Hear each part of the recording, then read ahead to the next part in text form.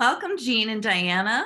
Thank you so much for being here with us and for presenting your workshop next Saturday. We'd love to hear more about what the topic is and what you plan on providing the community.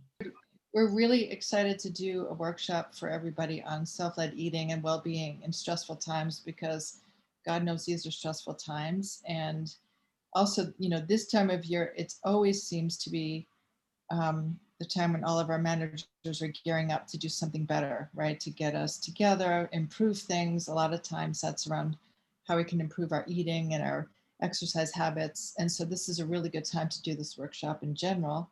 But in addition, the past year has kind of brought these struggles right to the center stage for most of us, right? And a lot of the dynamics that we see when we get into a diet mind are the things that we've seen flare up during this pandemic and the political crisis.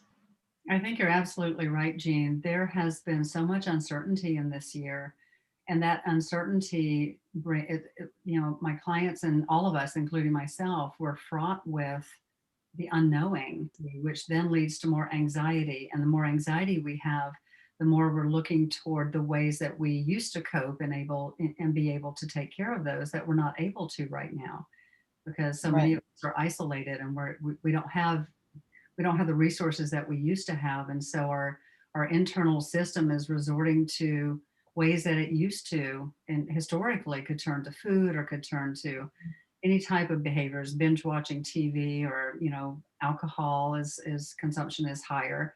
That it was curious to me that liquor stores were essential workers, and because that was our coping mechanism in the beginning. It was really hard. So some clients are thrust into now needing to prepare food for themselves, and they're not used to that. They're used to going out quite a bit or picking things up on the way home from work, and that's been a real big challenge for a lot.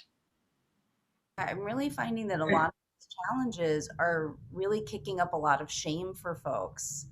And that one of the most powerful things about the IFS model is how shame lifting it can be, just even in being with the shame of Mhm. like, everybody thinks they have to do this perfectly, they have to make progress, they have to take care of themselves. But when they can't, all of the Right. problems that come up around not being able to do that. What self-led eating and well-being does is really helps people reconnect with what do parts of me need right now in this moment, and helping the parts who judge or the parts who react to other people's judgment to help them step back a bit so we can have that connection and have more of a trust that we know what we need when we can get our parts to step back.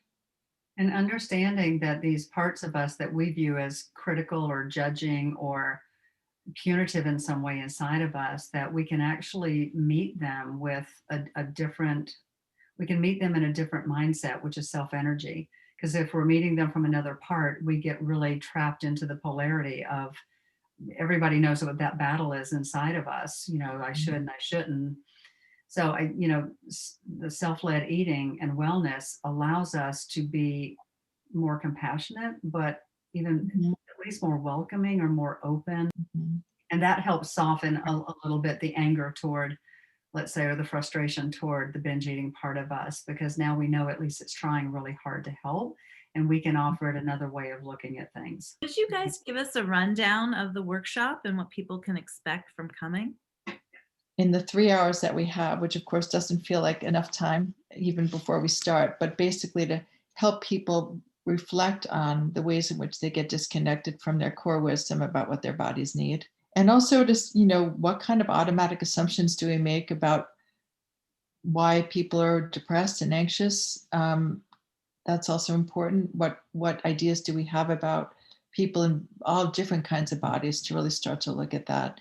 All of the bias our culture puts on bodies in terms of size, shape, sexuality, all kinds of appearance, function.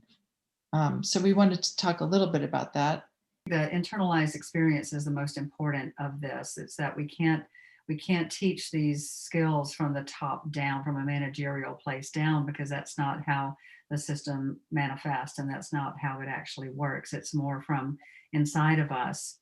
And so we do want to offer, you know, at least a couple I think we have on the agenda to let people feel their parts, find their parts, feel their parts, notice their parts, maybe chat with their parts for a moment if they can. And I find that works really well on the Zoom platform, and responses back after, responses to meditations, what parts did you notice? What was it like for you to do that? Are pretty expansive. So people will have all kind of different experiences. And Our wish list would really be that people could take those 3 hours and really have a number of reflection points where they just check inside and notice what parts are coming up and how do they tend to view their own body and other people's bodies. I'm wondering what you're thinking the benefits will be that people will walk away with. Creating the environment that facilitates self-led eating, and then providing some sort of self-led structure for the meals and for the exercise so that you can then work with the parts that come up around working towards those intentions, right? So not getting into polarizations like I have to or I should, and then checking in and working to negotiate with all the parts that come up around doing it that way so that you can, again, have a lot of compassion. Some days you're going to follow through with your intentions. Other days it's not going to work because some part needs more rest or doesn't want to even have to deal with, cooking. And again, just being self-led as much as possible. right. Thank you both so much. We're really thrilled to have you at IFSLA and look forward to experiencing this workshop for ourselves. It's an honor. I'm looking forward to it. Me too.